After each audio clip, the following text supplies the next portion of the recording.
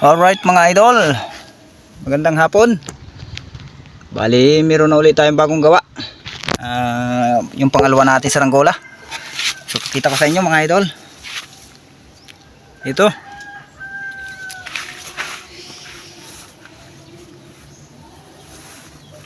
yan, ganito kataas. Yan, lagpas tao.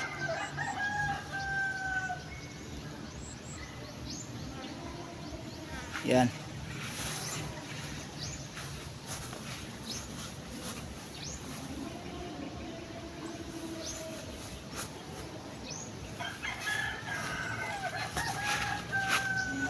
So ayan mga idol.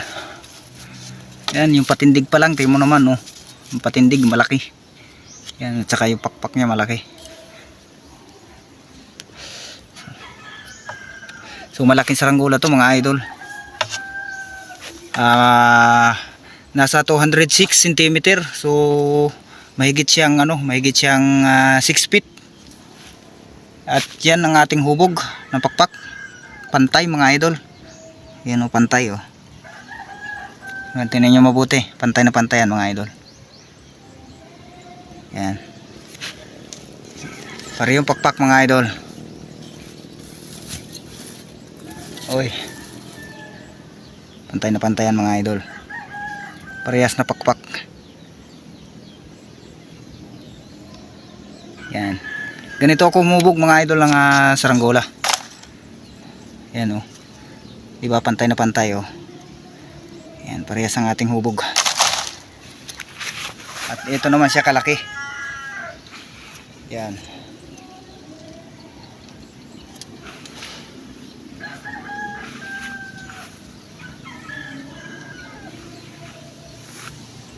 Yan o, kitang kita ang pagkabilog ng pakpak.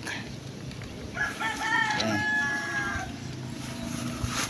So pwede na rin siya sa sa malakasang hangin dahil malalapat ang kanyang baskagan. Pwede na rin siya ilaban sa malakas na hangin mga idol. Yan o.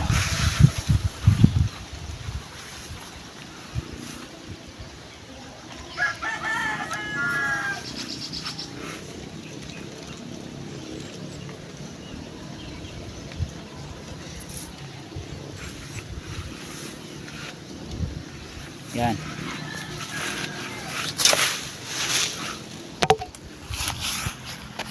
Medyo may kalakihan din yung ating papagayo mga idol. Yun. Ayan, medyo may kalakihan to. 206 cm. So mahigit siyang 6 feet. Ang laki, ang haba ng pakpak. Ayan, oh. Hindi natin masyadong niluangan ng pakpak. Sakto lang yung ganyang kaluwang. So yun, hanggang dito na lang mga idol ang ating video. Maraming salamat. At huwag niyong kalilimutan mag-follow sa ating Facebook page para ma-update kayo sa pagtitest fly nitong mga saranggolang ginawa natin. Yun lang mga idol, maraming salamat.